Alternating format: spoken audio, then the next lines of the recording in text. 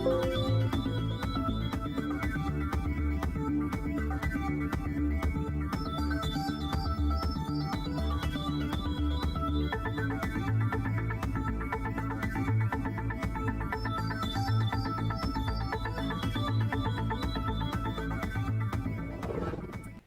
guys, Craig Setzer with you here on a Saturday evening. It's going to be kind of a quick look at Fiona, what's going on, where it's going, what's steering it, what lies in its path right now, which is unfortunately Puerto Rico.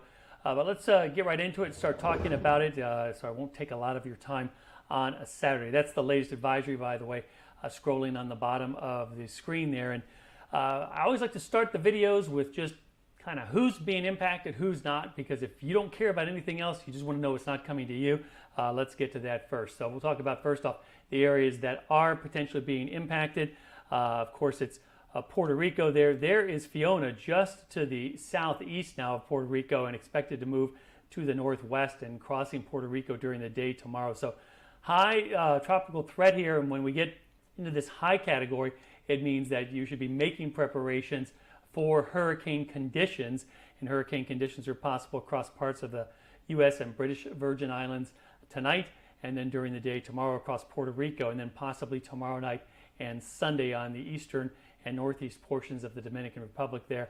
And after that, it's a little bit uncertain. Is it going to be a threat to the Turks and Caicos here? It's going to be a close call, but it's possible the hurricane conditions might stay to the east. Leeward Islands really got hammered hard last night, especially talking to folks in Guadeloupe as well as Barbuda and Antigua, and really a rough night, but things are going to be improving as we go through the night.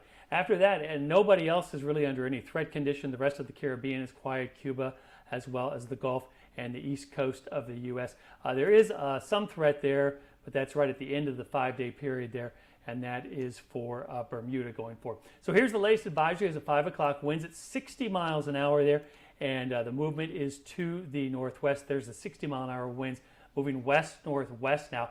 The center had been reforming kind of to the east today, but the overall motion in general is to the west-northwest. Pressure's been slowly coming down, an indication that Fiona is possibly starting to strengthen. I'll show you that also on the radar there.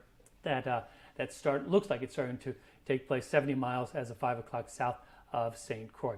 Now, this yellow area here, that is something I add on to the graphic. This is from the wind speed probabilities of the National Hurricane Center. So this is kind of the extent of the tropical storm conditions there, brushing the Virgin Islands and starting to now recede from the northern Leeward Islands there. So hopefully a better night for you folks in the northeast part of the Caribbean there. Unfortunately, going to be a bad night, and folks, as their preparations continue in Puerto Rico, the weather will deteriorate as we go through the night. So here's the latest forecast advisory from the National Hurricane Center. The cone there, that's that little outline there, and that's kind of irrelevant at this point because it doesn't matter if you're in or out of the cone. It's this area of tropical storm conditions. That's what you're concerned with. If you're in that, the weather's going to be bad, and with the increasing possibility of hurricane conditions also developing, as the center there is forecast tonight to be approaching Puerto Rico, and then during the day tomorrow crossing Puerto Rico.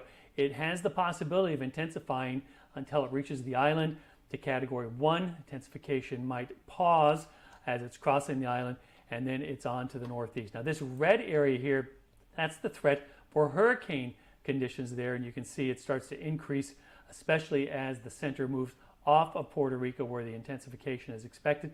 That is Sunday night into Monday morning time frame there, brushing the north and northeast coast of the Dominican Republic, and then Monday afternoon, there it is, beginning to pull away, but the weather is still going to be bad. All the hazards covered here. Puerto Rico could see up to 20 inches of rain in some spots, 1 to 3 feet of storm surge as well from the east into the southern coast there of Puerto Rico.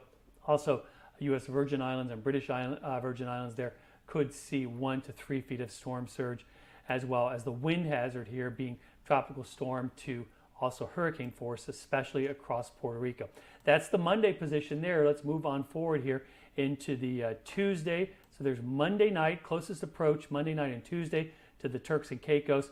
According to the latest advisory, the hurricane conditions may extend just to the east of the Turks and Caicos there, so that would be good news. But the tropical storm conditions do look like they will brush through the Turks and Caicos, probably east of the Anaguas there, as well as just brushing maybe the far southeast Bahamas there, and then it's on to the north and a turn to the north and eventually to the northeast there. And you can see this is good news as far as the east coast of the U.S. is concerned, because there was a time when the models were tracking back more closer to the U.S. coast, and then some were even suggesting the storm Fiona may stall and head back to the west. That is not in the forecast at all now. And the forecast, by the way, is starting to increase in confidence now that the storm is getting better organized. I know that seems counterintuitive. Well, if it's getting better organized, why is the forecast confidence increasing of the track? It's because when you have more of a coherent type of tropical storm or hurricane, the models do better. It's those weak systems where the center is jumping around and reforming and it's sheared. That's when the models don't seem to do as well. Also, we're getting better confidence with the upper level pattern, which I'll show you here in a second. That's the Thursday afternoon position there. And of course, the folks in Bermuda, having just been threatened by Earl, now looking at Fiona, E and then F.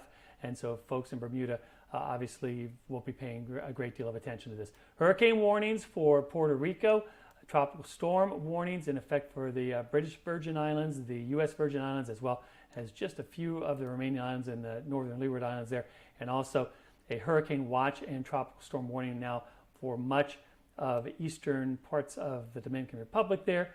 That hurricane watch for the possibility, not the likelihood, but the possibility of hurricane conditions.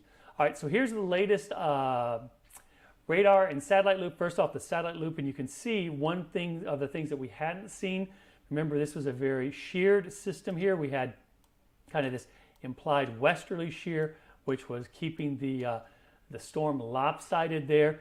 That has now diminished that shear, and so we're starting to see this wrapping around now of the thunderstorms, the convection there, and that's an indication that the storm is becoming more vertically stacked, which often leads to strengthening there. Once the storm is vertically stacked, it has the opportunity, if the other conditions are correct or favorable, then it will strengthen. So the shear has reduced, the water's very warm, and the moisture is increasing. And the way we know the moisture is increasing is because this whole environment here is now moistening up, because the clouds are not only around the center but also spreading out from around the center. Upper level wind flow also is favorable. We have this bit larger and increasingly growing envelope of upper level outflow, also an indication of a favorable environment for strengthening. Really the only restriction here, the only thing that would hold strengthening back is the passage across Puerto Rico, and then after that it's into the warm waters of the southwest Atlantic, where it is forecast to strengthen.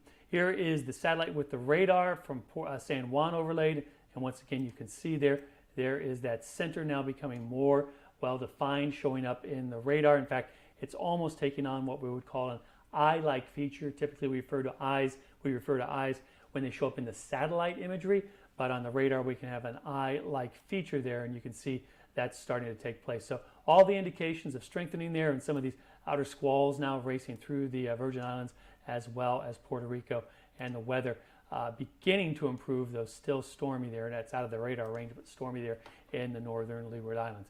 There are some of the heavier squalls now, and you can see them pushing to the east. St. Croix getting some of these outer bands, as well as some of these quick, breezy, gusty wind showers now moving through Puerto Rico.